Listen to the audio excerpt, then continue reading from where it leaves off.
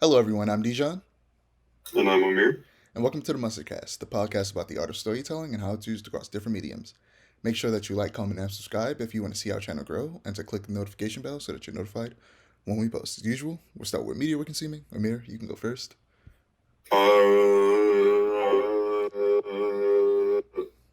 That's an excellent question. I'm gonna try and think of all the stuff that I've been doing. I started playing the new Destiny season, and it was fun. And then I stopped because for some reason I just have not been able to stay active on Destiny for more than like a day at a time. Hopefully tomorrow because I'm off tomorrow and Tuesday, and I'm calling out on Wednesday. Hopefully I'll be able to play more. I'm not too sure about how it's gonna go, but we're gonna try. Uh, I saw Obi-Wan Kenobi. It is very, very, very, very interesting. I'm sure we'll talk about that later. Um, Other than that, really, I've just been watching like Dungeons and Dragons videos on YouTube and reading Dungeons and Dragons books on D&D Beyond, which is a D&D website. I've been reading all the free ones, and I have a couple different books coming in the mail because I want the physical editions. The D&D books are really expensive, like ridiculously expensive. Like it's $25 for the player's handbook. And I'm like, that's a lot of money, which doesn't seem like a lot of money, but like when you look at the fact that that's like one book out of I don't even know how many D&D books they have, and that's like one out of four of the books of the starter set. Somebody is honking outside my window. That's like one out of four of the books for the starter set. Because the starter set is the Dungeon Master's Guide, the Player's Handbook, the basic rules, and I think Tasha's Guide to Everything. I think so. That's four books, and they're like all varying prices. Or you can get them like in a bundle for like $80 or something, but that's still like a lot of money. Uh, so yeah, I've been spending ridiculous amounts of money on Dungeons and Dragons because I am addicted. That's pretty much it though. Yeah, coincidentally, in the last episode of Flash, which I didn't watch the episode, I watched the reaction to it, but it was actually a pretty good episode. They were playing D&D a lot, and Joe was just confused the whole time. But at the end of the episode, he like got into it and like had a whole wizard costume. But yeah, for me, I watched Love, Death and Robots Volume 3. Because we have so much stuff to talk about this episode, I'm not gonna talk about Love and Death and Robots much this episode. But next in the next 2 weeks, I'll talk about Love, Death and Robots. Batman Unburied, we're gonna talk about that later. Have you caught up? Repeat what I was supposed to have caught up on? Have you caught up on Batman Unburied? No. That's I'm unfortunate. still on episode 6. Well, we'll have to talk about that next time. So, I'm still watching Batman Brave and the Bold. I started watching it with my little brother, um, a week or two or so ago. And I just randomly I cut on a random episode because rarely do the episodes like are there like multiple parters. So we just hopped into a regular episode and he loved it. He was like, "Man, this is so much better than the serious Batman and that's always in the movies." And I looked at him, I was like, "I know, right? He's always so serious."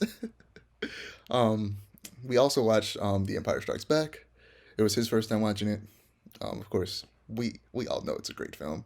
He didn't like it. He liked The New Hope, but he didn't like Empire Strikes Back. He I think it was the I feel like it was he didn't like the middle section very much. The stuff with Lando and Vader and all of them. I don't think he enjoyed that a lot. At the very end though, he liked it a lot because being a kid born in the year 2012, he knows a lot of the major stuff that happens. So he was definitely anticipating that I am your father moment, and he definitely really enjoyed the ending, especially the fight between Vader and Luke. He liked that a lot. But I have a feeling he'll like Return of the Jedi a lot more. It's my favorite Star Wars movie, and me you talk about how that movie is just action from beginning to end. They take a little bit break in the middle, but for the most part, it's consistently action packed. And him being a 10-year-old kid will probably really enjoy that. So I'm excited to watch Return of the Jedi with him probably next weekend. And uh, Halo, me and him are still playing Halo together.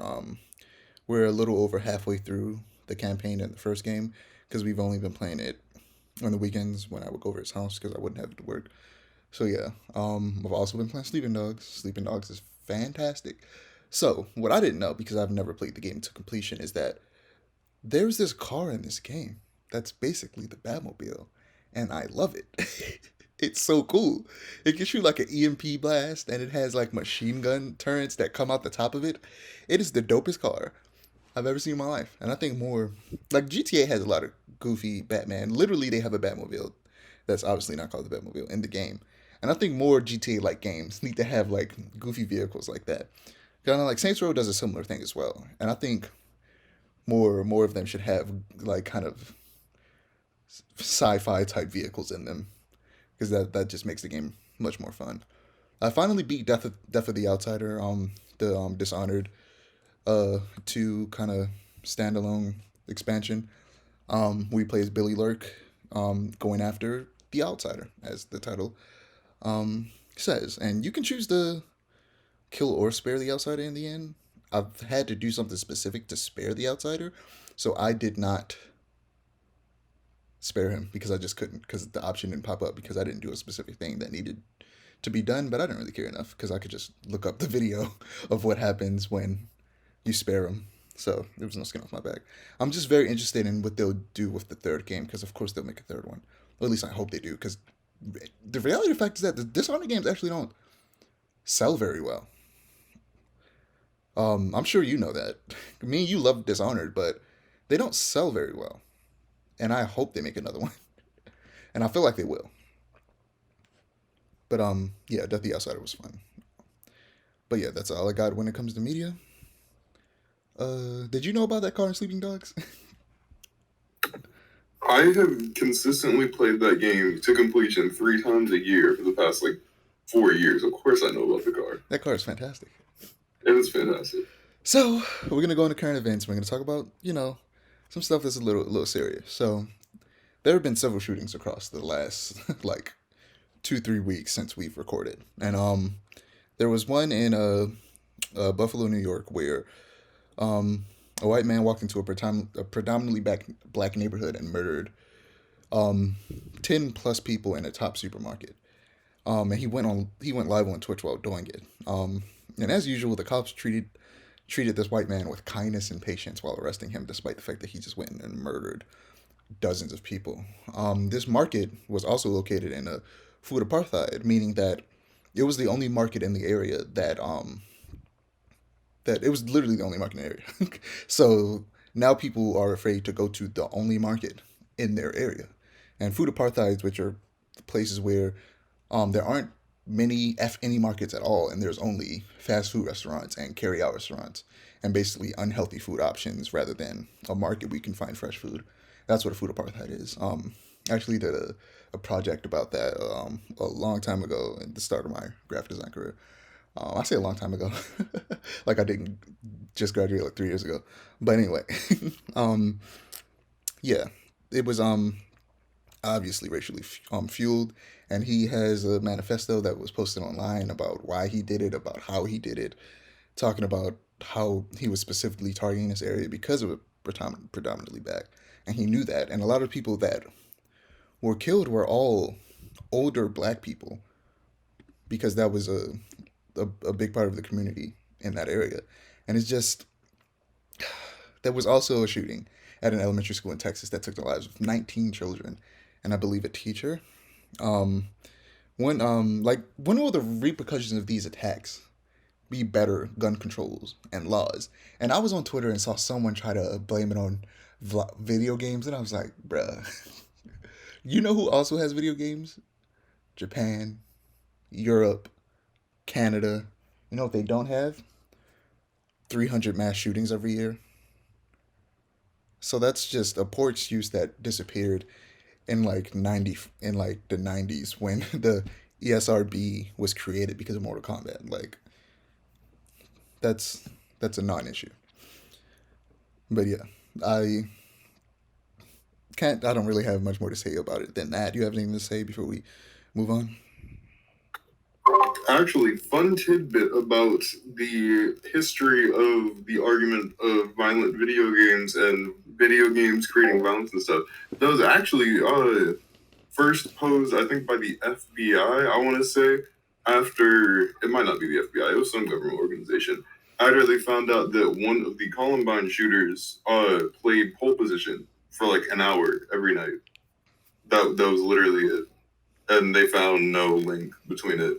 I found that out in Miss Harris's class, or Miss Harris's class actually, and There it are was also um several situations. I can't remember if it was this shooter, one of these two shooters specifically, but I heard someone say that what would like there was a shooter who literally did not even play video games at all.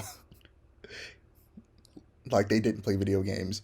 Not only did they not play video games, but all of their friends played video games, and they were the only person out of the friend group who didn't play video games.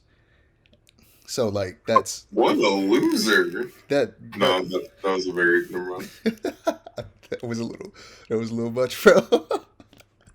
But I mean, if a person shoots up a school, I'm not really gonna get mad at you for calling somebody a loser because that's messed up. But yeah, um, there's honestly not much more about it I can say other than we need stricter gun laws.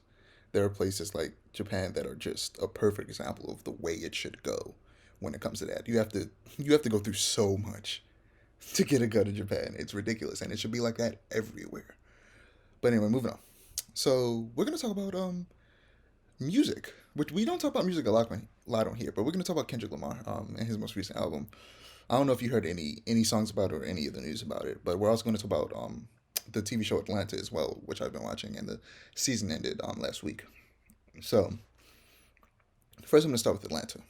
So 3 episodes of Atlanta. Oh, spoiler alert! I'm gonna spoil some celebrity guests that appear in the show. So spoiler alert for that. I'm not gonna spoil any plot points specifically though, but I'm gonna spoil some celebrities that show up that you wouldn't expect. But 3 episodes of Atlanta feature problematic black not problematic black people, problematic people in general. And it's started an interesting discussion. Despite being a part of the black community, I still want to make sure that I listen to a plethora of opinions before putting mine out on a public platform. So that I avoid like a mistake similar to the one I always bring up, the Dave Chappelle video that we made. So and that paid off because I had a very specific opinion at first, but the more I read, the more nuanced my opinion became. So with the with that research, I get the outrage.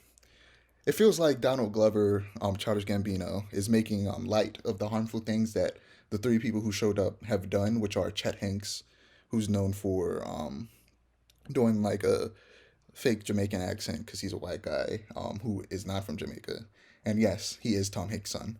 Liam Neeson, who made a statement about um, wanting to beat up and kill black men before, and Kevin Samuels, who died recently at the age of like 57, I believe, or something around that age, who is known for having a really old school mindset about women and relationships that he has spread online.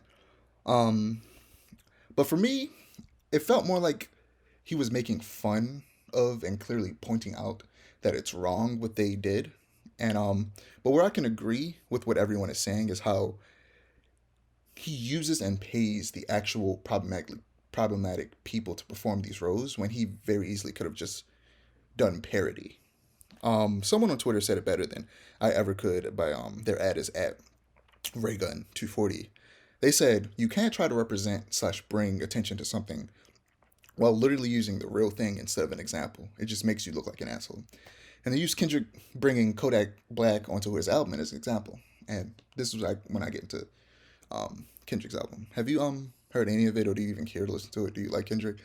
Do you go out of your way to listen to his music? I like Kendrick. I have not listened to this new album. I know it came out, what, like 2, 3 weeks ago, and someone told me that it came out, and I was like, oh, cool, I'll listen to it when I get the chance. I just still haven't had the chance to listen to it. It took me like a month and a half to listen to J. Cole's new album, so it's going to take me a while. I'll get to it eventually. Yeah, I feel you. So Kodak Black is on the album, and if you're wondering how that correlates to the Atlanta stuff, on Kendrick's most recent album, Mr. Morale and the Big Steppers, where he aims to address toxic masculinity, homophobia, and sexual assault in the black community, he features Kodak, who has been involved with sexual assault cases, as the perpetrator. And I get what he's going for But the final product for both of these things, while the final product for both of these things are actually really good, it gets tainted by the addition of horrible people who could have easily been parodied. So I completely get the criticism, and I actually agree with that. Um, but now let's get into a very specific song on the album that has been discussed, rightfully so. It's called Auntie's Diaries. This song discusses his trans uncle and cousin who both transitioned to becoming men as they felt like they were their entire lives. And in the process, he says the F slur at least a dozen times, and calls both his uncle and his cousin by their old names. And naturally, people are upset about this, and that makes sense.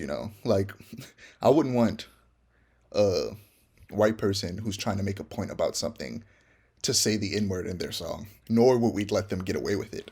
So I definitely get it. And for those who don't know, I am pansexual, and I'm not gonna say the slur. I'll say nigga, but I'm not gonna say the F slur. But like at the very end of the song, he literally says you can only you should only be okay with saying the F slur if you're okay with a white woman saying nigga. And I was like, he's right. Because people always like to make it, there's obviously differences between racism and homophobia, but the differences aren't that large. It's hate either way. And both of these things have a slur that is specifically used against those people to belittle them. And the F slur is very much an equivalent. And um, he said it way too many times. I he didn't need to say it at all, but I wouldn't have been mad if he said it once. But in the chorus, he says it at least 5 times in the chorus every single time, and the chorus happens at least 3 times. So that's where the problem comes in. He didn't need to say it as many times as he did. He should have just said it once in the song, and that would have been a point made. But in a review I watched of the album by Kind of Funny, one of the people on there named Tamor Hussein said it better than I feel like I ever could. And I'm going to summarize it. He basically says that we live in a world where we need to reach perfection when dealing with these issues because anything less than that means you're doing it wrong. And that's a tough way to try and convince people to make a change because no one is perfect, and expecting everyone to get it all perfectly right at once is ridiculous. It feels like this whole album is Kendrick making progress as a person, having gone to therapy and starting to work things out.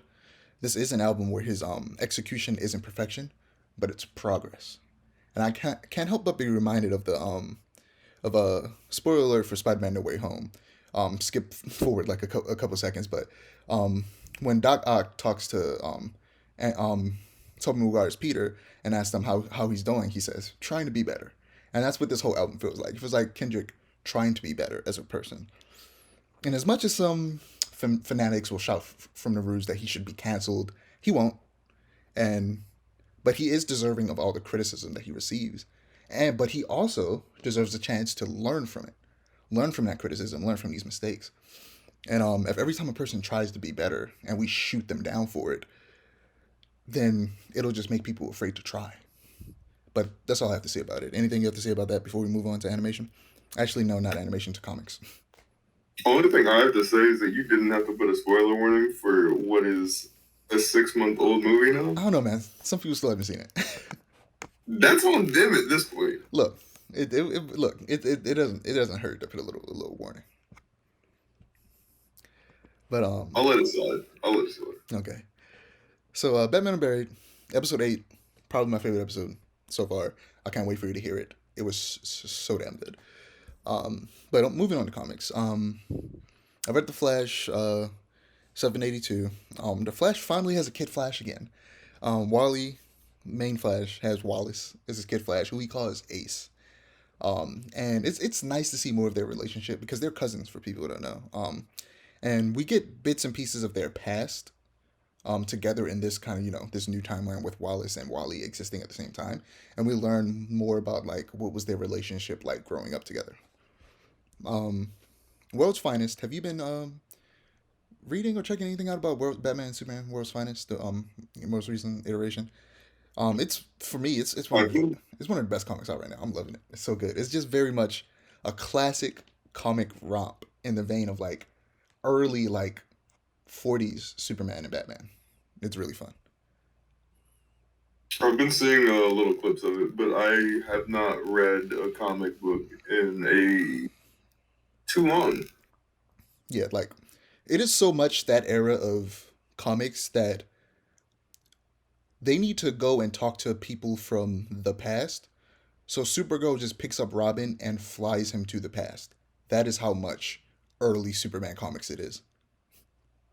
It's like Superman running around the planet and turning back time type stuff. It's really fun. And the Doom Patrol shows up, which is dope. We're reading Jujutsu Kaisen, and I almost gave up on it because the reason I have not caught up on One Piece, and only God knows when I'll catch up, is because Ichiro Oda has gotten to the point to where I feel like he still has a lot of story to tell, and he still wants to tell it in a meaningful way, but he is now putting as much information on each page and in each panel as possible so that he can get through it. And it causes a sensory overload of just a bunch of detailed art combined with a bunch of words and a bunch of bubbles. And it's just a lot to look at. And it's not aesthetically pleasing to my eyes, and it hurts me to look at. So I just have not been able to catch up on One Piece. And also the anime's pacing is abysmal. So it's just on both fronts has made it really hard for me to catch up on One Piece. And I was really scared that Jujutsu Kaisen was going the same route because there was the first 2 pages of this chapter that I was reading were ridiculous. And we're going into this long, lengthy explanation of a character's abilities. And I was just like, oh God, no, is this going to become a regular thing? And then I read some of it, and then I got to a point where I was like, I'm not reading this, and just skipped. And then just through the fight itself, they actually explained it. And I was like, those pages were so unnecessary. I don't know if it was meant to be as a joke, like, here's a bunch of words. And then the other character was kind of annoyed, like, why are you explaining all this to me? I think it was meant as a joke. But it felt like I needed to read it to understand it. And then it turned out I didn't. They just explained it through the actual fight like any ability should be, especially in a battle shonen like Jujutsu Kaisen. But anyway, I almost gave up on it. But it's still good. I'm still enjoying it. It's in a tournament arc currently, as most shonen tend to have. So yeah. Batman: The Long Halloween, another Batman classic that I've finally read. I used to not want to read The Long Halloween because I didn't like the art style, and now I absolutely love the art style. Oh my God, is it so good? I'm trying to remember who the artist is. Do you know the artist's name? Jeff Loeb. Is Jeff Loeb the artist or the writer? Wait, he might be the writer. Hold on. I remember that name popping up a lot. Yeah, I know Jeff Loeb is part of it, but I can't remember if he's the artist or the writer. I think Tim Sale might be Tim Sale is the artist. And Tim Sale's art, it's different than most, I feel like, comics I've read, but it's really good. I really love how he draws Batman's eyes and the pointy nose section of the cowl and all the the creasing around it to make it look like he's angry. It looks so good. And there was this one panel that it was just all black, and then there was like the blue highlights of the different muscles and stuff of the face and the white eyes, and it was just it was great. I'm also currently reading. I'm like 2/3 of the way through Dark Victory. It's good. I don't think I can say I like it more than The Long Halloween, Amir, but it's good. I expected Robin to enter the book much sooner. He doesn't come in until like halfway through. Which was surprising to me. I didn't expect that, but so far I'm really enjoying it. It's definitely just as good as Long Halloween for sure. I'm excited to finish it. I'm probably gonna finish that later today. But after reading these though, I can't help but wonder why haven't we gotten a Batman crime procedural drama yet? We've had something similar with Gotham, but But Gotham wasn't about Batman. It was about Commissioner Gordon. I would actually love a procedural drama Batman show where like it's him doing like different crimes every episode. That would be very fun.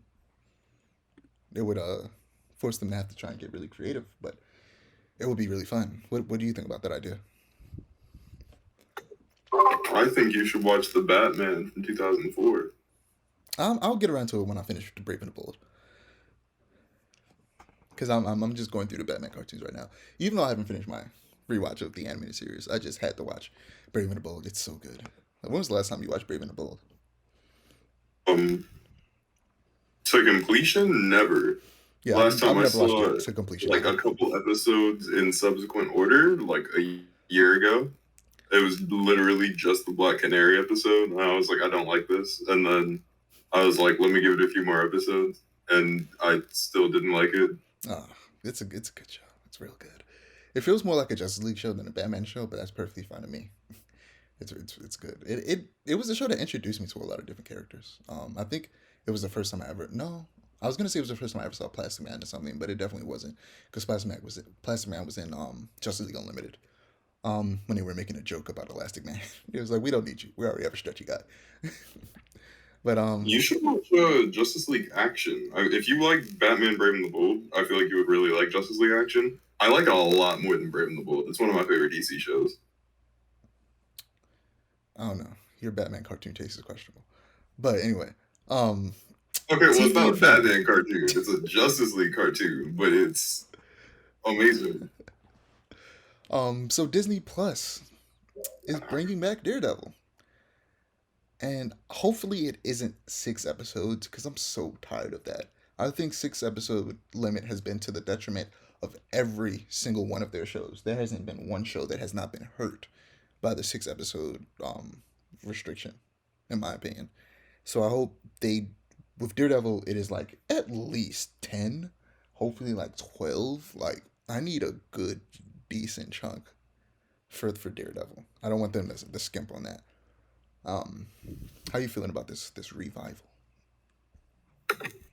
It will not be Netflix Daredevil.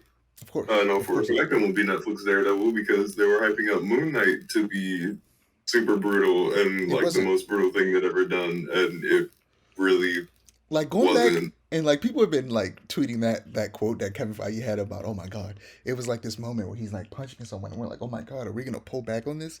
And no, we're not. And it's like I think that moment was supposed to be when he was beating up the jackal in the bathroom in like what the It second definitely episode, was. and that was not violent at all. You didn't even see it. You didn't even Yeah, see it. You just no, heard it, and then you saw him punching him from very far away for like a couple seconds before he stood up and walked towards the camera. It was nothing.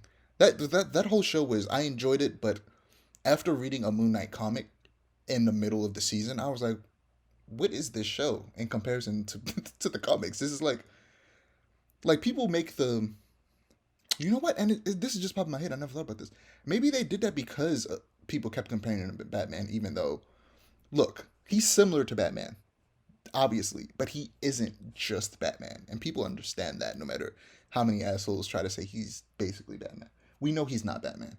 And I think they were trying too hard, potentially, to distance himself from Batman. And I would normally try to give them the benefit of the doubt with this type of stuff, but they literally changed Miss Marvel's powers, most likely because they didn't want it to be similar to Mr. Fantastic's. So I would not be surprised if they actually changed Moon Knight so that he wasn't too similar to Batman. Honestly, I don't feel like Moon Knight's all that similar to Batman, other than the fact that they both beat up people at night. If it adapted a Moon Knight I mean, story from he's the very past like much 10 like years well enough, it's like hard it wouldn't have been an issue. in pretty much every way. Any vigilante type human character made after Batman was created by some extent has been influenced by Batman, just like most superheroes have been influenced by Superman. Like he's not a carbon copy by any means, but the similarities are there. Like the influence is there. Like Batman has definitely been the inspiration for most of those type of vigilante type characters. My favorite thing to say whenever someone tries to complain about Moon Knight being a comparison to Batman is I'm like, Batman doesn't have DID and schizophrenia and literally brutally murders criminals Yeah, and wears all white and takes pride in the fact that he wears all white and takes pride in the fact that he murders criminals. there's a It's, very base level similarity that once you go deeper, they're nothing like each other at all. yeah, pretty much. Like on the surface, they're similar, but beyond that, they're nothing alike. Speaking of which, Namor, his origin is being changed in the MCU to originate not from Atlantis, but will come from a historically submerged city from Mexican culture. And he will be the child of a human man and a queen of the submerged people. And people also, I'm assuming that this might be to distance Namor from Aquaman, which I can't claim to know a lot about Namor as a character.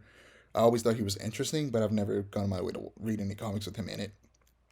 So I think this change in origin is very interesting and cool, and it's I will never be like it like exploring a different culture is never a bad thing, and I think a part of the reason they're doing it isn't just because of Aquaman, which I think might be probably is a bit a part of it, but also so that they could do more of a um what's the word I'm looking for?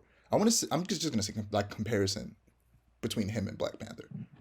Like what's the word that I'm looking for? I don't know, but you know what I think you get what I'm going for. Like the dichotomy between the two characters and their similar origins as kings.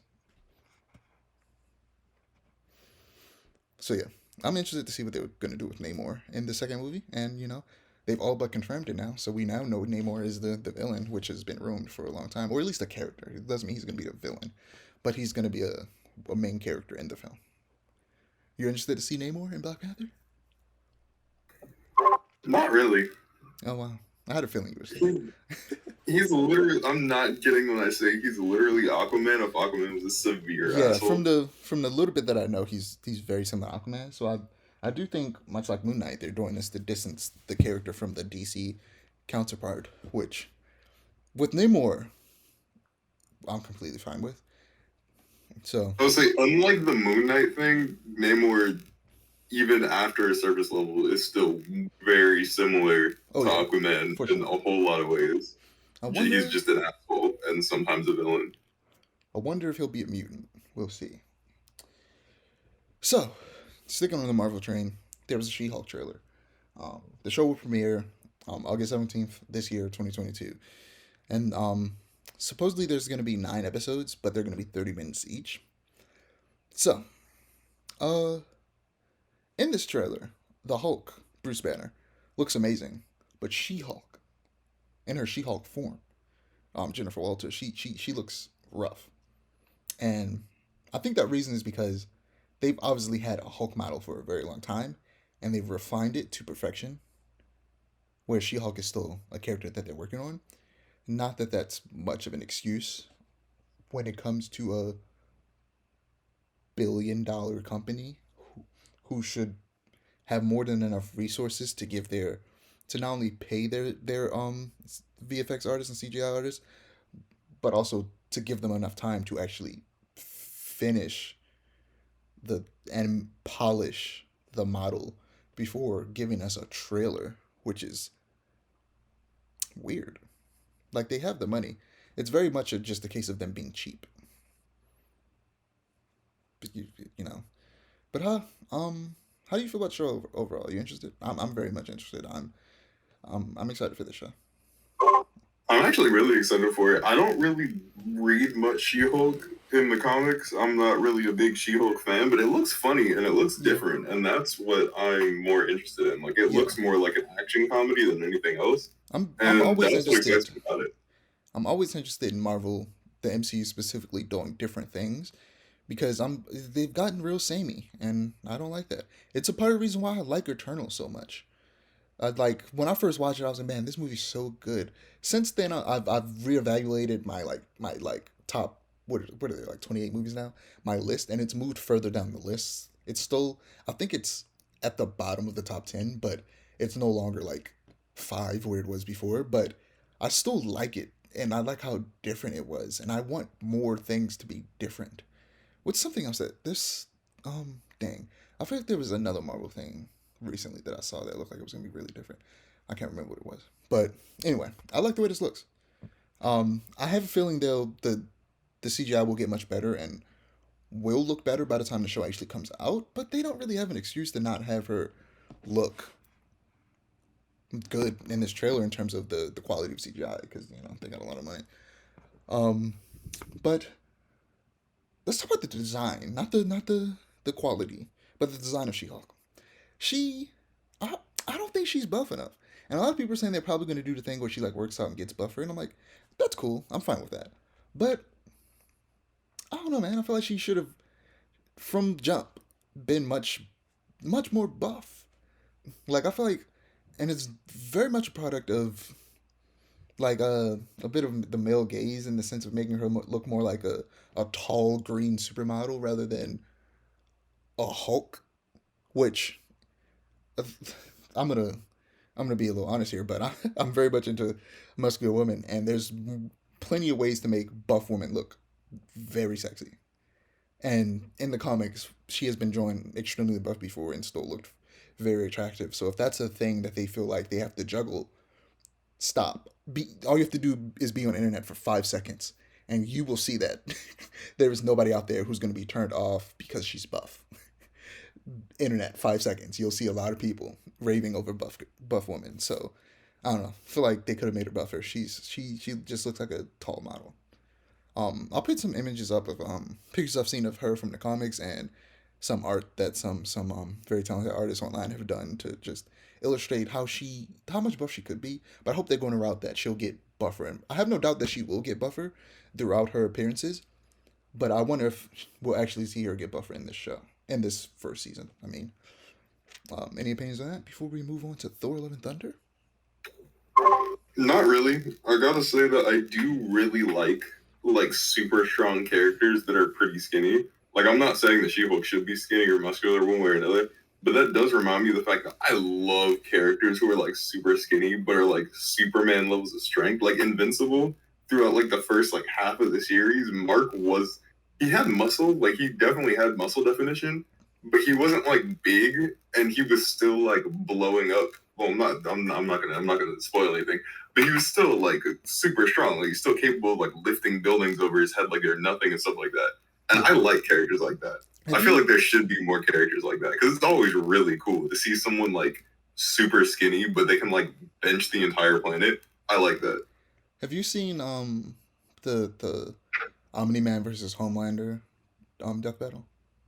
Yeah, I saw that. It's Yeah, the first death battle in a long time that I agree with. Isn't that crazy? I still feel yeah, like Homelander shouldn't really have landed a hit, yeah. but So I'll listen to their podcast, and in the podcast they said that they were spoiler alert for this death battle and for Invincible, because we're definitely gonna have to talk about some spoilers for Invincible and the boys to talk about this. But they saw in the podcast like they were like it was a very popular request, and that's why they did it. And also like when they saw it, they were like they knew that Omni Man stomps. So what they did, so their thought process was, well, Homelander is a piece of shit. Why not just make the whole fight just be an excuse to beat him up horribly? And that's literally what it was. There was no point in that fight where it felt like Homelander was winning.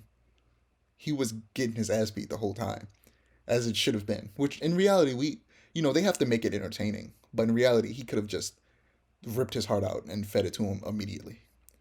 But like, yeah, he just destroyed him. Like he is like Omni Man is leaps and bounds stronger than Homelander. There's no competition. Yeah, but anyway, anything to love say? seeing like things where it's like every time a new season of The Boys comes out, everybody starts making comparisons to like Marvel or DC characters, and I'm like, the lowest tier Marvel characters would smack the shit out of Homelander. Yeah, and You should also, probably cut that because I didn't mean to cuss, but I mean, there, you get some, you get some. Okay, it's okay, but all right, fair. but like also like people, of course, especially when it's a character similar to Superman, people want to be like, well, would Superman beat him? And it's like, look, me and you have read the entire comic. Omni-Man's he's strong, but I mean like he's still not super bad strong. Yeah, no, Omni Man is nowhere near like Superman level strength. Like a Like, Viltrumite would have yeah, to be alive for a very long time to even try to get as strong as Superman. even like Thrag or like the old man, I forget what his name. The old, oh my god. Well, we just said we were gonna spoil Invincible anyway. the old man Vulture might, like, they're still nowhere near as strong as Superman Yeah, is. like It took three of to them destroy a to blow up planet. a planet. Like Superman literally in a comic once bench pressed the weight of Earth for like days, and he only got tired because he was away from the sun. That's how strong Superman is. And also, they can be hurt by the sun, whereas Superman is I was gonna say, that's literally strengthened how Thrag by the died. Like, sun, Thrag died because he was, like, Mark fought him in the sun. which is Superman would have just, like, sat there and laughed. he would literally Literally. have entered the sun, and he's not a murderer, but if he was, he would have ripped him in half.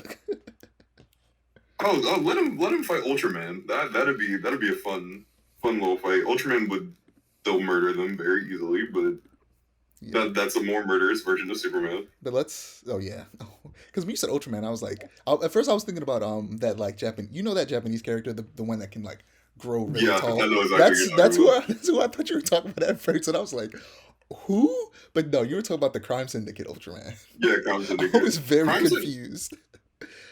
Crime Syndicate could There's be a so really many good. evil versions of Superman, and Ultraman is the only one that I actually like. I really like. Yeah, Evil he's Superman just is done to death, but Ultraman's actually pretty yeah. cool. Ultraman's cool. Like I really want like at some point a live action Justice League like movie where like the Crime Syndicate is the villain are the villains, and we just get to just see he's just evil.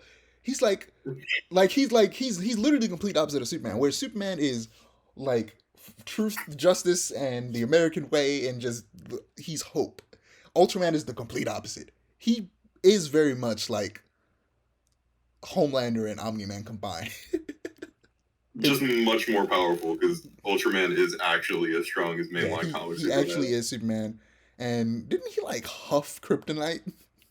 Yeah, that he has no weakness to kryptonite. That's how he gets stronger. Is he huffs it. Ridiculous. But anyway, Thor: Love I and love Thunder. it. It's so weird. I love it. It's also weird that like their version of Wonder Woman is called Superwoman. But anyway, Thor: Love and Thunder. Okay, there was a trailer. It looks good. Um, Gore looks different, and I wish they give him at least.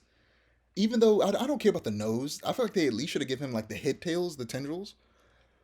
But Yeah, I think they obviously just wanted you to be able to either Christian Bale or the people who like the casting directors wanted you to know like, hey, this is the actor we have for this. They wanted you to see his face, and they wanted that recognition for the sake of getting people to watch it or something like that, or for the sake of his performance. But either way, he'll probably do a fantastic job. I mean, it's Christian Bale. I have absolutely no doubt in my mind he'll be a fantastic Gore. He'll probably do a great job. And Jane apparently can like split Mjolnir into pieces and like pull it back together, which is really cool. That didn't even cross my mind, but that's a very interesting way to use a broken Mjolnir. I feel like you know how she can make like galaxy destroying storms in the comics. That might be like this version of that, where like instead of like a storm and like hail buffeting everything, it might just be like the pieces of Mjolnir. Yeah, I wonder. Spoiler for some comics for the Mighty Thor comics and the Thor God of Thunder comics um with Gore the God Butcher. But like, I wonder if they're gonna do the cancer storyline. Um, and also I realized that Valkyrie, Thor, and Jane are essentially like this. You know about the Thor God of Thunder Gore story, right? I'm not about to spoil it for you. Yeah. So No. like, I feel like they're like this story's version of the three Thors. And like I Well, was which one do you think is gonna die? Ooh. yeah I was thinking for a second that well none of them died in the comic. Didn't Ring King Thor die? I No, swear to God he died. no he survived. Huh. But yeah, I don't know. I haven't read in years, so none of them died. They all made it back to their timeline. But like I was thinking for a second that maybe the third version of Thor they bring in was gonna be like Beta Ray Bill, and that would have been cool. they need to bring in Beta Ray Bill. We've talked about this before, but Keith David has said he wants to voice Beta Ray Bill, and he would be fantastic as Beta Ray Bill. Um, Keith David has voiced like Spawn in the animated series, He was Dr. Lucifer in The Princess and the Frog. He voices a character in Mass What Effect. did you call? He voices the Arbiter in Halo. Wait. What did you call Doctor Facilier in Princess Lucifer and the is it? Frog? Oh wait, I'm thinking of somebody else. Who? I'm I'm thinking. like, I'm like, I'm thinking who? of Who in the Crollo. So what? look. There's a character in Hunter x Hunter named Crollo Lucifer, and it's obviously a play on Lucifer, and that's why I called Doctor what is it? It's Doctor Facilier. Facilier. That's why I called him Lucifer because I was thinking about Crollo from Hunter x Hunter. I was so confused. But anyway, moving on. Look, we still got a lot, and we're almost an hour in. Like, oh man, this might end up being a 2 hour long episode. But the Halo finale. I'm gonna try to make this quick. So this series for me isn't unlike the Netflix Cowboy Bebop. It feels more inspired by than adapted, and I'm enjoying it. I enjoyed it for what it was because the season has ended. But when are we gonna get an adaptation that doesn't make such radical changes? Like that plus the not so great writing at times. This show was very much a mixed bag for me. I'm not opposed to changes being made. I just think that there was too much too fast. Some of the changes they I made. mean, there's a difference between a Halo show and then looking at the box art and the trailers and then making a show based off that. Yeah, kind of. It's very Because much pretty much what it felt like they did. like this is what most video game adaptations feel like. It's they write their own original story and they just throw a Halo, Resident Evil, whatever skin over top of a story that they wanted to tell, rather than Mortal picking. Kombat. Let's not get into that. I almost bring us on a tangent because I've recently was like watching a Blind Wave reaction. I talk about them a lot. I watch them a lot. They're like majority of my YouTube. Like a smooth 90% of the YouTube I watch is Blind Wave, and they react. I rewatched their reactions to all of the Mortal Kombat movies. The first one from like '94, Annihilation, The best one. and the it is really good. And the most recent one, even Annihilation, is still it's bad, but it's like a fun kind of bad. It's so bad that it's fun and funny. But like yeah, like it's that movie's weird. Look, I said I wasn't gonna go on a tangent and I started talking about You just it. immediately start going on a tangent right after you finish saying that. God damn it. But anyway.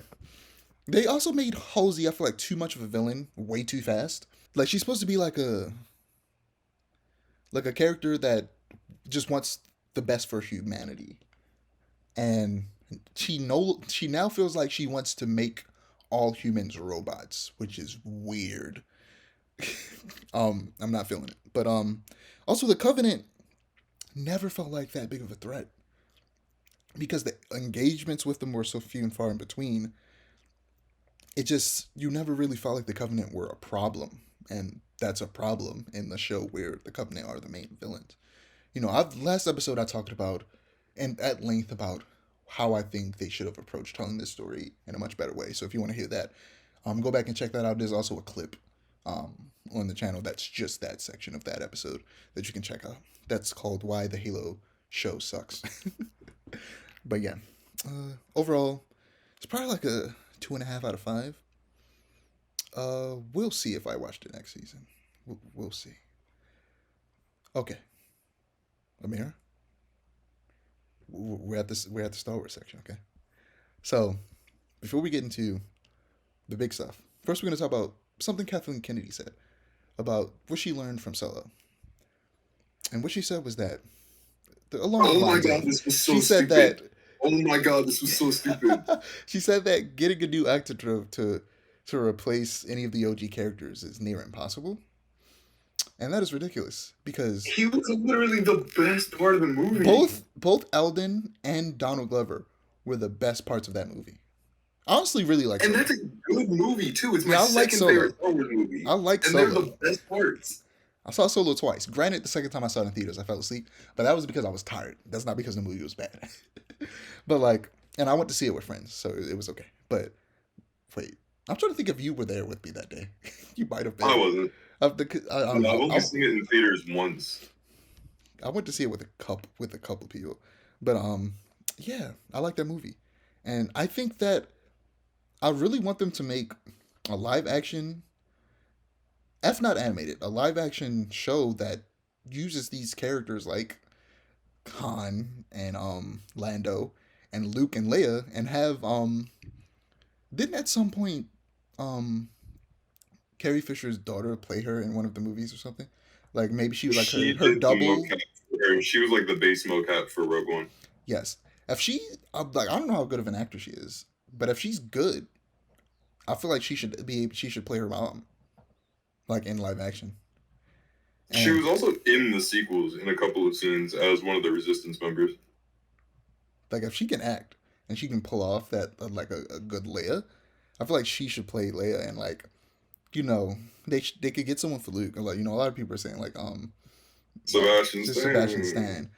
But like he just because he looks like him doesn't mean he'll be a great Luke. But he is an actor, so he'll probably be able to He's a do great it. actor too. So yeah, like He's Sebastian expressed Stan, interest in the role. he's definitely expressed Mark interest. Hamill Like has signed off on. I'm just saying. I'm just like the saying. CG in Book of Boba Fett was good, but I don't think that should be what they always do. Like It was better, but it definitely still faltered at parts for me. Yeah, for and sure. I feel like it would have been better especially the voice because of it was basically a machine doing the voice rather than a person. So yeah, I think you can replace the actors. It's fine, Kathleen. We'll be okay. So she also said that the Lando show is still in development, but much like season 3 of Atlanta, which took a very long time to come out, it all depends on Donald Glover, and he's very busy, and that's why both of these things took so long. So whenever he's free, they plan on actually doing it.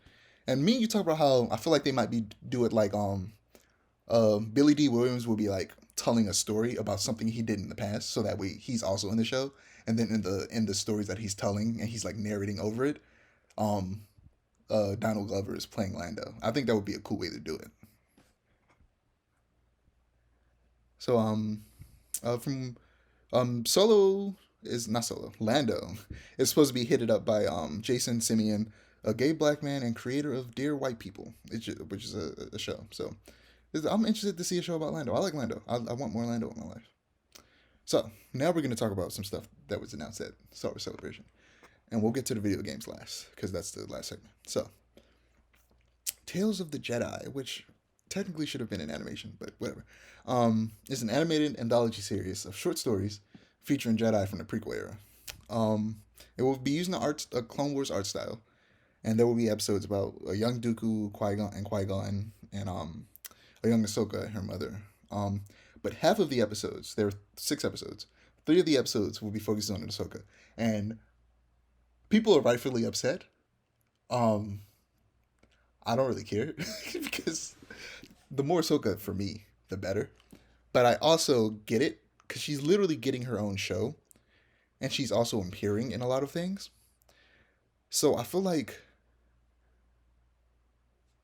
2 episodes would have been enough. And if you wanted more Ahsoka episodes, you should save them for a potential second season. But I also feel like they are trying to really there might be some things in these episodes that might be important to her story moving forward, maybe for some people. So I feel like that might be why. But it's also Dave Filoni, so he created Ahsoka. He loves Ahsoka. He's gonna put Ahsoka in anything that he can, for as long as I don't know. She's probably gonna live forever. She's probably gonna like figure out the key to Force immortality or something, which is, I guess, technically that's what a Force Ghost is. But still, he's gonna figure out a way to put her in everything. I can't say I'm mad at it, but I understand why other people are. But I'm still excited for this show. Other than you told me that the Dooku and Qui-Gon episodes are supposed to be pretty dark. Tell me about that. It was literally just something that I read from an interview where Dave Filoni said that the Dooku episodes are going to be dark.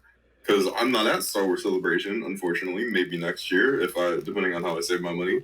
But at Star Wars Celebration, they actually showed 2, I think, of the Ahsoka episodes, and they were really lighthearted and funny, and everybody was laughing. And Dave Filoni apparently said, "Yeah, you guys are laughing. You won't be laughing at the Dooku episodes." And I don't know what that means. I just know I'm excited. because I love Dooku. Yeah, but So that's gonna be awesome. I also want. I would love to see some episodes about Mace and his apprentice. I feel like that would be really fun. But I think Mace is supposed to show up in one of the Dooku episodes. Did you ever read the Master? I think no, that's the canon one. There was an old Star Wars like not young adult, like children's book series. I don't remember what it was called, but it was about Qui-Gon and Obi-Wan, and they were hunting down Qui-Gon's old apprentice Xanatos, who would like fall into the dark side. That was really good. I want to see that adapted in the animation. You know what I That want to was see adapted? really cool book. What is that book called? The Dark Apprentice? The Massage Ventress book.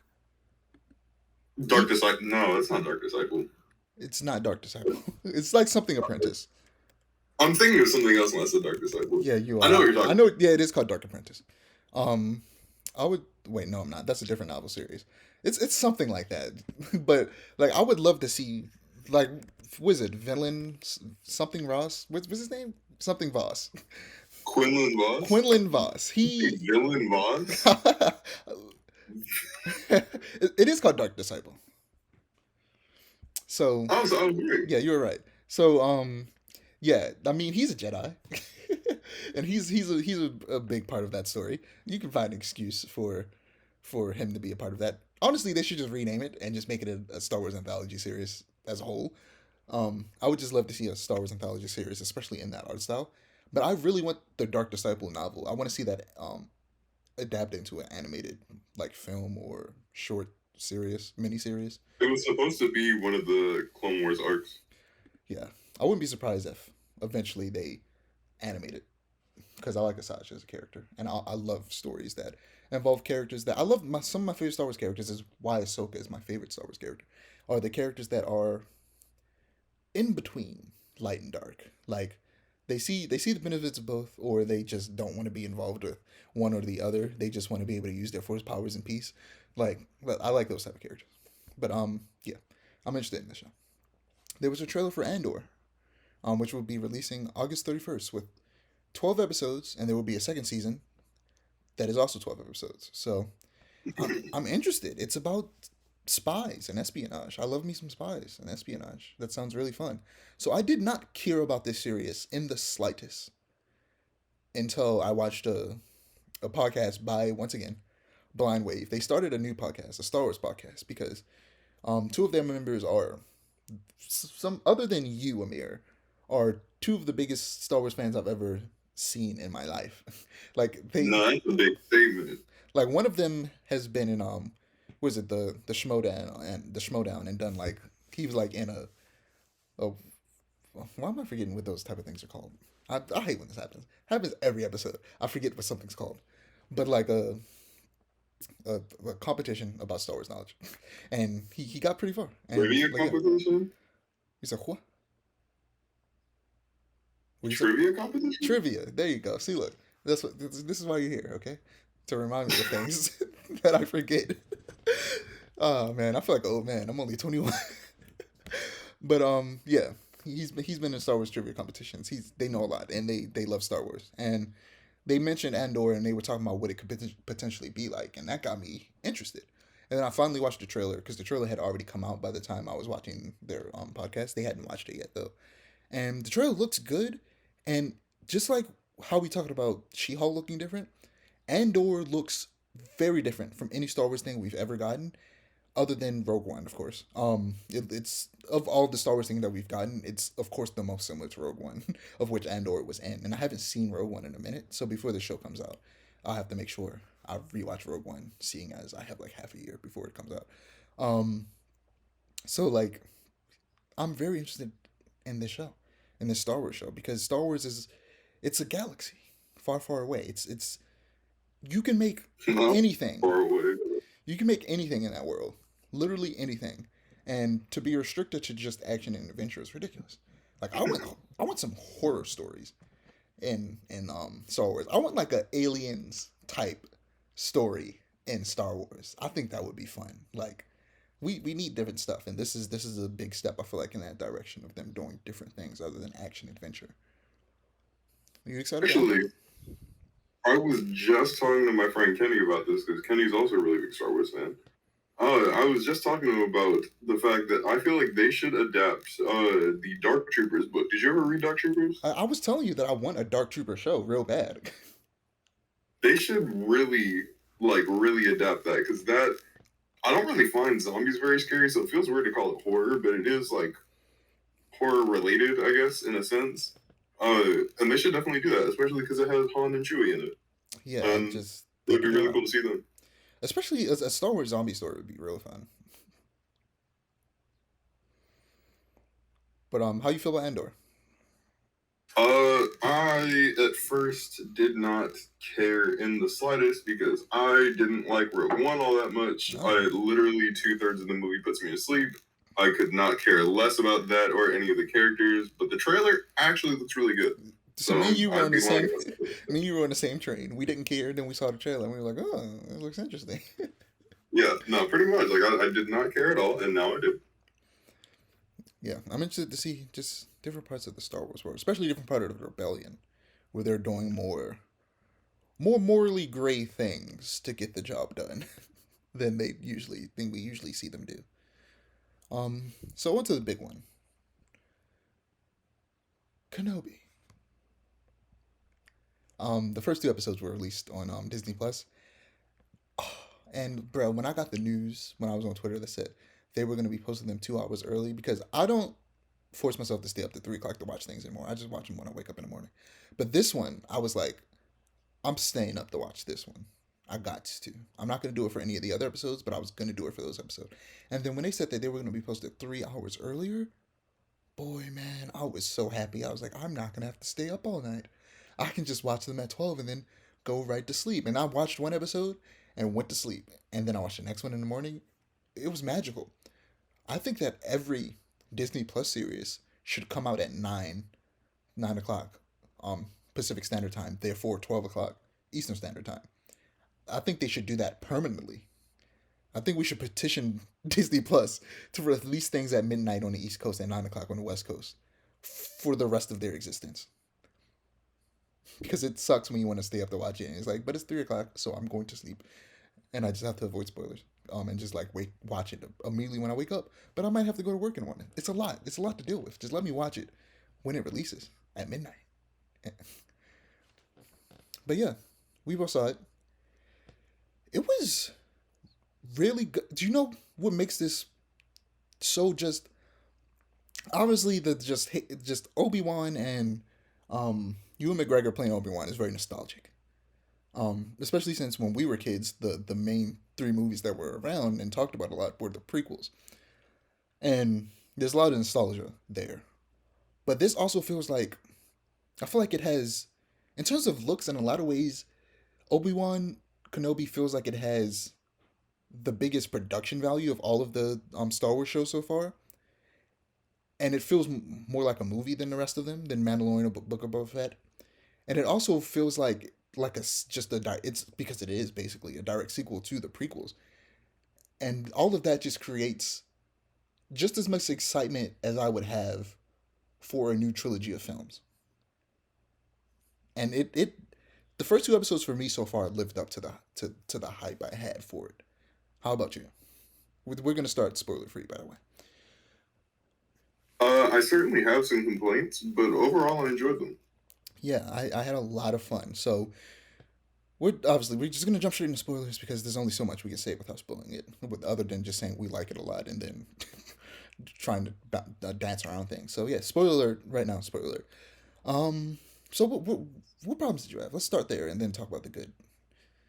Reva is literally the worst villain I've seen in the Star So Wars thing in a long here's the time, thing. and I did not think that I was going to dislike her this Me much because neither. I was really hoping to like Me her, neither. and So I hated her. especially this is definitely a added element to it.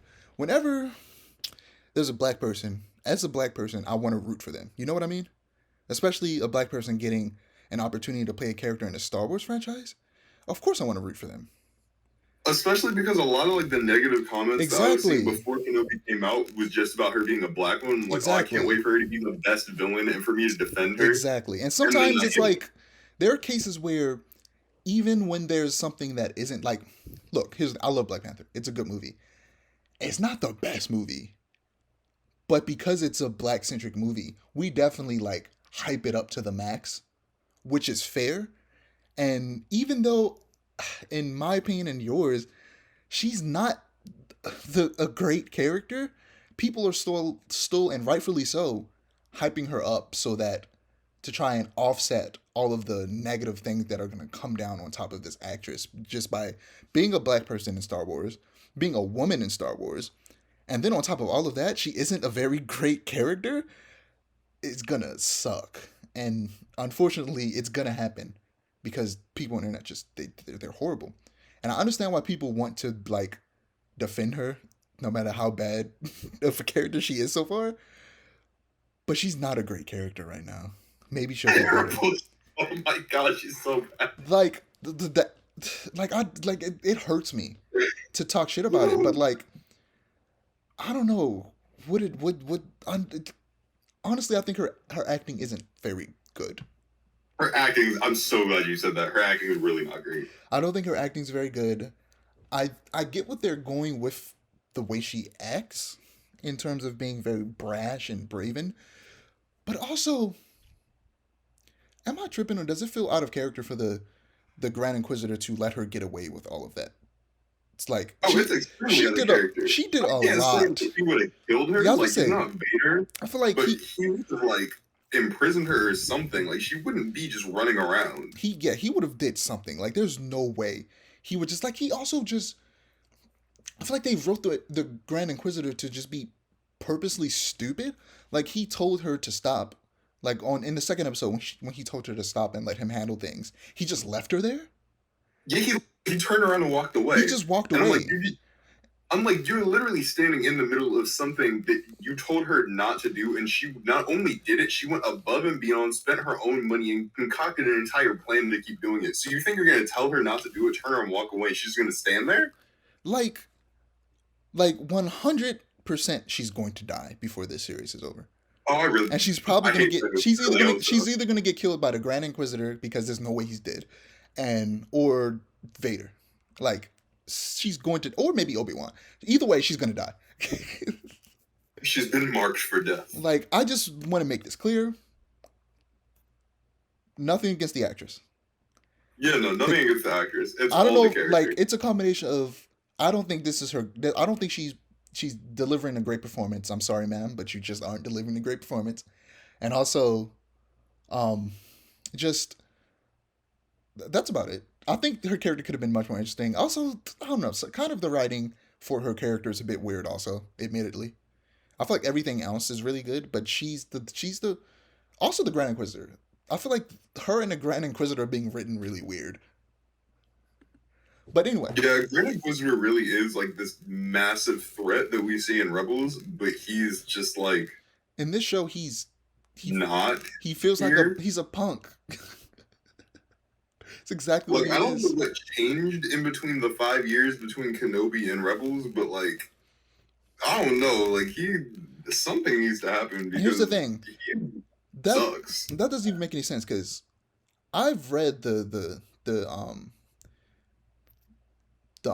Vader comics, the ones that take place in between the very end of Revenge of the Sith, and like it like ends at the beginning, I think, of like A New Hope or something like that. And the Grand Inquisitor's in that, and he acts like how he acts in Rebels. In this, he doesn't act like either of those versions of himself. He acts like a completely different character, and I'm starting to wonder: is it a completely different character?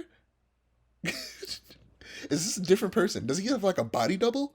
Is that why he also looks nothing like him?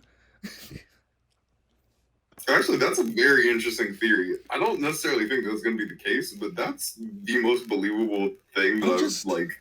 Okay, but I don't want to. I literally started this off by saying that I like it a lot, so I don't want to be super negative, especially so negative to this black woman who's already been going through a lot because people are assholes on the internet, and is going to continue to go through a lot because her character isn't great. So let's move on and actually talk about the things we like about this show.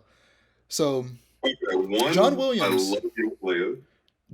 came back and wrote a theme for Obi-Wan because he said he never got a chance to write a theme for Obi-Wan in the original trilogy or the prequels.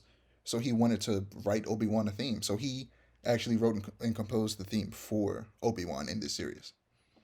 And it's good. But yes, young Leia is amazing. That little actress is so good.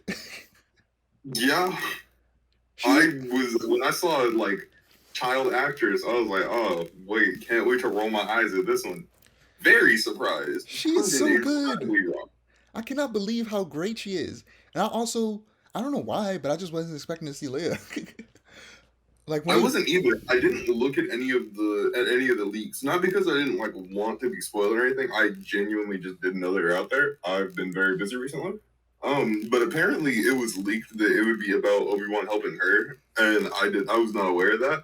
Apparently everybody who didn't read the leaks thought it was going to be about Obi-Wan helping Luke. I thought it was going to be about him helping a random Jedi. yeah, I I didn't think thought Luke was going to be in it, yeah, other than like seeing him in the distance type of thing. yeah, I But didn't think he was gonna have much interaction with Luke. Like it's implied in the original trilogy, that in like A New Hope that he has seen and maybe even talked to Ben before, but not at length or many times. So it makes sense that at some point Luke is like he in between A New Hope and Kenobi, he interacts with Obi-Wan Kenobi, but not at length. And I didn't think that this show was going to go into like detail of those interactions. But like I knew he was gonna go off planet and do some other things, but like you said, I thought he was gonna be like helping a Jedi or something. Not like I didn't expect him to be helping like bring Leia back. And if the story of this entire season is him trying to help Leia, I wouldn't be mad. Like I like seeing Obi-Wan interact more with Leia in a meaningful way is it's something we never really got in the original trilogy, and it which was unfortunate it makes a lot of because she's sense. basically When his niece. Yeah, it makes a whole lot of sense that he's the person that she goes to in A New Hope for help. Yeah. So for a lot of And people, some people feel like, especially in situations like this where Star Wars is continuously adding little stories in between there are just the movies that they've already made, especially the older ones, and people feel like it breaks the lore. For me, I don't feel like it does. certainly does not break the lore like at all. Like in this, like I don't understand why people think that, Like because people I'm feel like, like, where was the state they never met? She literally goes to him because it's clear that she knows him. yeah, I don't feel like it ever feels like she doesn't know who he is at all. I think it's very clear that she knows who he is. Especially, like of course back then you assume she just knows who he is because of someone around her or something like that. And then after the prequels come out, you're like, okay, she knows who he is because Bale knew who he was. But now we're like, okay, she probably knows who he is because she interacted with him when she was 10 years old. Yeah, And Ezra's like the same age as them, right? So he's like 10 years old at this moment. yeah, they're all the same age, which is really weird because in Rebels, Leia looks and acts much, much, much older than Ezra, and Ezra and Leia both look I mean, much older than Luke. she also acts much older than she is in this show, in this very show. She does, but she still looks like she's 10. In Yeah, she's Rebels, still. she looks like she's like 26, I mean, and she's what, in 15? Luke looks like he's like 3. She's like what, 15, 16 in that? 14 or something like Yeah, that? she's 15 in Yeah, Rebels. 15. I mean, like you're like, I mean, anybody can look pretty like much like an adult when they're a teenager. Like I looked like a grown man when I was a teenager. You did look like a grown man when you were a teenager. Like I met you when you were like 14, and I thought you were like 18. but like yeah, so like that's not that bad. But like It's just the fact that Luke looks like he's 5. And you remember the scene I'm talking about, right? It's when Obi-Wan finally kills Maul in oh Rebels, my and like he god. looks I'm down. just cuz even though I haven't watched the entirety of the show and Kenobi is kind of reigniting my flame to finally finish Rebels, you're like I know most of the major spoilers, but like I I've seen the episode with one of the episodes with Leia in it, and I also saw images of what Luke looks like in that show, and you're absolutely right. He looks way too small to be the He same age looks as like them. he's 5. But here's the thing though. Usually girls tend to grow to be bigger than guys when they're young, but then the guys will usually outgrow them. So it's not that unrealistic. Okay, but Ezra's literally his same age. I mean, yeah, he's also a different person. He could grow faster. Like it's not unprecedented. It just feels a little weird for me that Luke looks and acts like he's 5 in Rebels. Yeah, but this show isn't going to take place primarily on Tatooine like every other um show Star Wars show has so far, which a lot of them have been on Tatooine for extended periods of time. And the place that he's in, like the moment he got there, and the dude was like, people like their secrets here. I was like, what is this, Madripoor? And then like they showed a sweeping shot of the city. And I was like, it is Madripoor. It's like Madripoor from the comics and Falcon and Winter Soldier. Um, but what else is there to say about this show? It's good. I'm just trying to think of what else. Oh, Kumail Nanjiani played a fake Jedi, and I forgot he was in the show because I saw something about him being in it a long time ago, and I completely forgot he was in this. And I'm glad he didn't die. I was afraid that the third sister was gonna kill him, and I was like, dang, I would like to still have that character around for like future use. But I'm glad he's live, and he's around, and he could be used later. Um, I thought that was fun. There's not much to say. It's only been 2 episodes. They showed Vader at the very end. Um, I'm excited. Hey, I'm excited to see Vader and what they're gonna do with Vader. Like, is it gonna be James Earl Jones' voice, or is it just gonna be Hayden Christensen's voice? Because I'm gonna be real with you, I wouldn't care either way. I really wouldn't care either way. But maybe they do a thing like they did in the fans. What's the name of that episode with Maul and Rebels? I forget those last 2 episodes of like the second or third season where Ahsoka's fighting Darth Vader and he has James Earl Jones' voice, but then when she cuts the mask, it's Matt Lanter's voice. What if they do something like that where it's James Earl Jones' voice, and then like Obi-Wan like breaks his mask or something like that, and then it's Hayden Christensen. everybody just breaks Vader's mask when they fight him. Yeah, that would be He messed up. goes to the Emperor like once a month, like, I need a new mask. And he's like, dude, your bill is running up.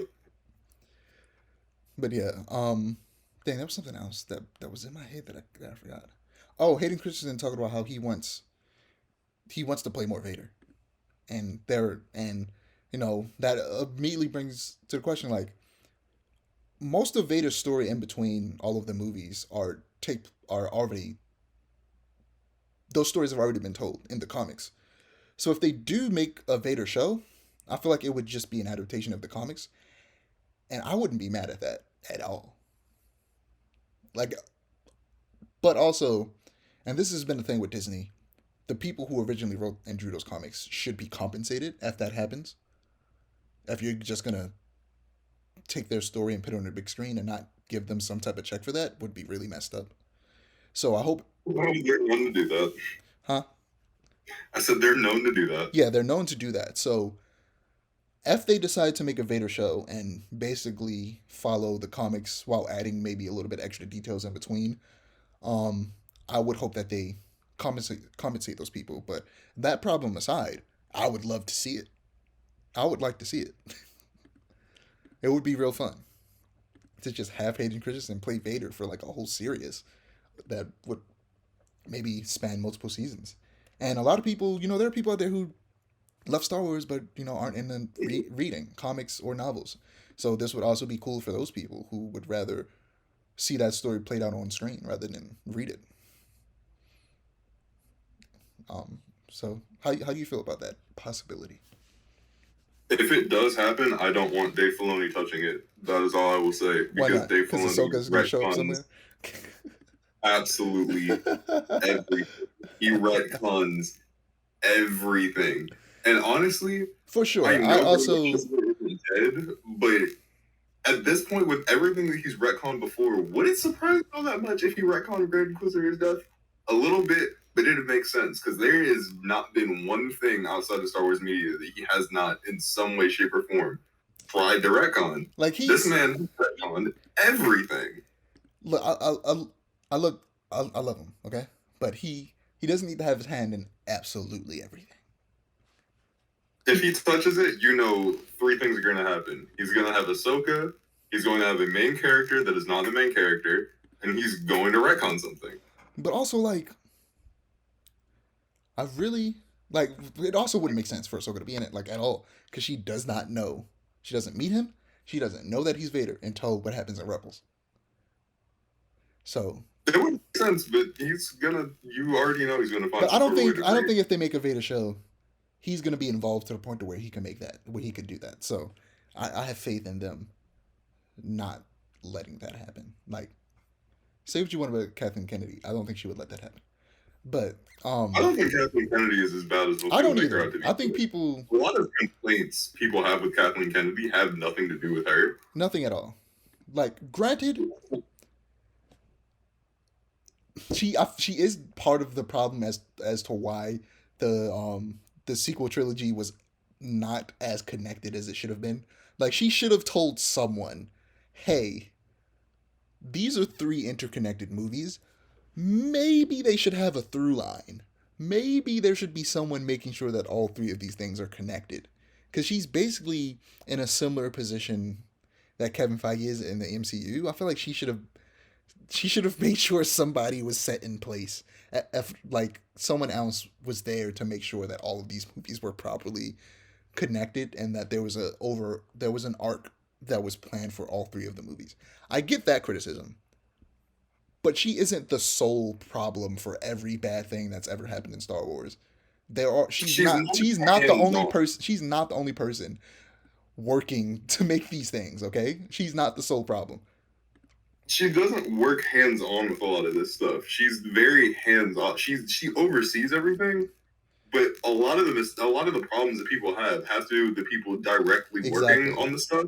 Exactly. And I'm like, but they just blame it on Kathleen Kennedy, and I'm like, it's really not her fault. Like, there's a level to it that you can criticize her for, but to try and say she's responsible for every bad thing ever is ridiculous. Yeah. But that's about all I had to say about Kenobi. Let's move on to video games and talk about Jedi Survivor, the sequel to Jedi Fallen Order, releasing in 2023. There was a trailer. They didn't show much. They showed, like, the ship crashed on, like, this, like, deserty canyon planet, and it was like looked like it was kind of falling off a cliff.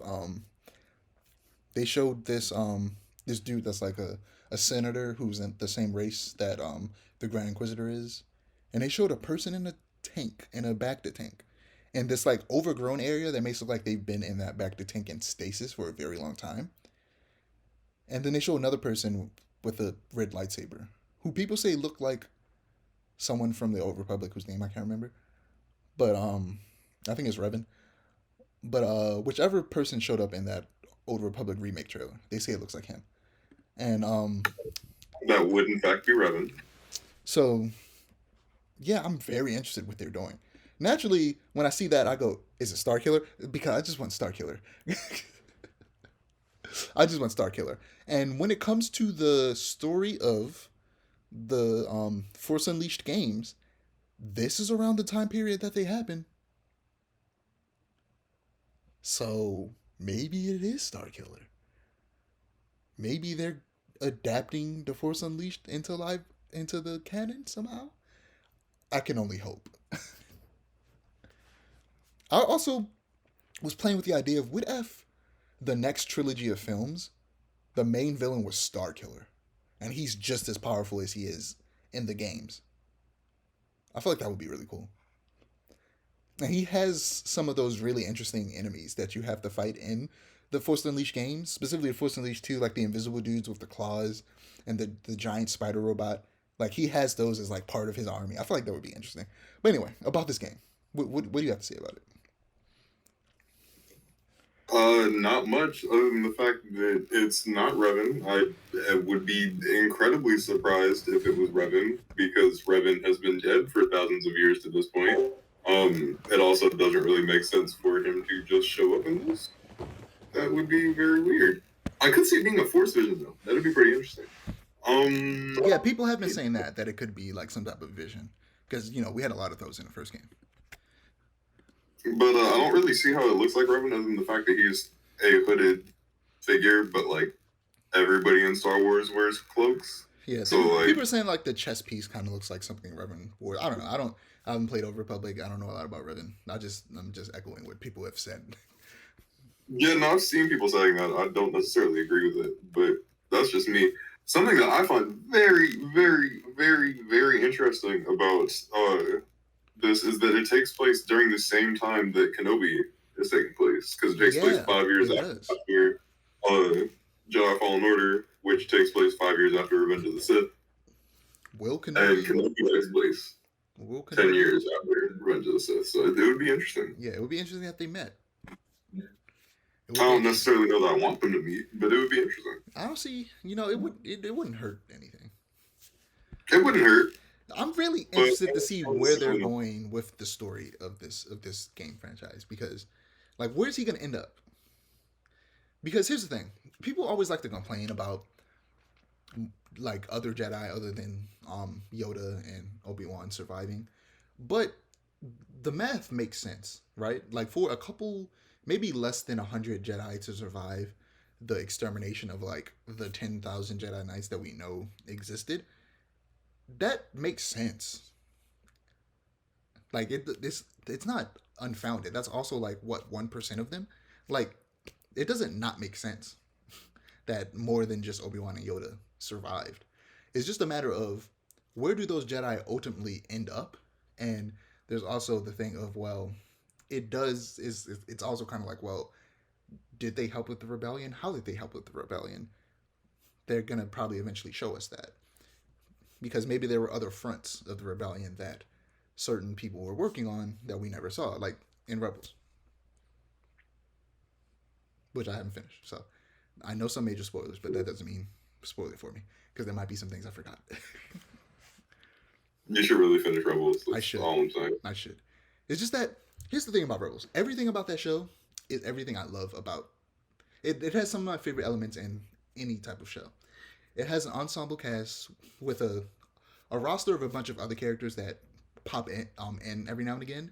And I like an ensemble cast. I like it feels very homely and comfortable to have a cast of characters that you really like and that are always there.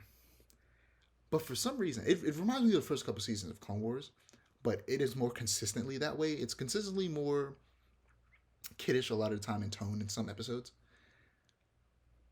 and it's why Season are you and on? it's why I have a hard time when I rewatch Clone Wars, rewatching the first couple of seasons, and that's what's giving me a hard time finishing Rebels. What season of Rebels are you on? I forgot three. How many seasons are there? Five, four, There's four. four. I'm on three.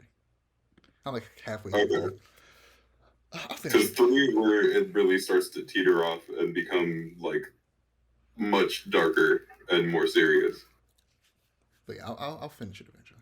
I'm currently trying to finish Stranger Things because I'm trying to avoid spoilers for season four. People just don't care. I've heard some really good things about it though, where like I've heard people say how it fell off, but I was never watching it back when people were saying that. And as I'm watching Stranger Things, I'm like, this show is pretty consistently really good. And people are saying that season four is much more horror oriented and it's even scarier than any of the other seasons, which haven't been too scary. So I'm really excited to watch season four. But I digress. So yeah, anything to say before we wrap this up? Nope. Well, as usual, you can find my ads below me, Amir's at below him, and Amuska's at right below that. Don't forget to like, comment, and subscribe to our channel if you want to see more storytelling content, and to click the notification bell so that you're notified when we post. Peace.